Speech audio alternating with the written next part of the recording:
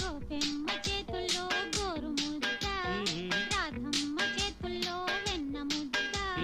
ముద్దు కావాలా ముద్ద కావాలా? హాయ్ అండి, బిర్యానీ చేశానండి. చాలా అంటే చాలా బాగా కుదిరింది. ఎంత సూపర్ అంటే సూపర్గా వచ్చిందండి.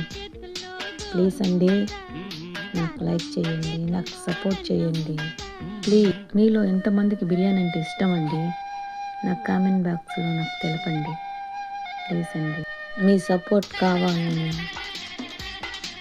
మీ అందరూ బ్లెస్సింగ్ కావాలండి, సపోర్ట్ కావాలండి. నాకు లైక్ చేయండి.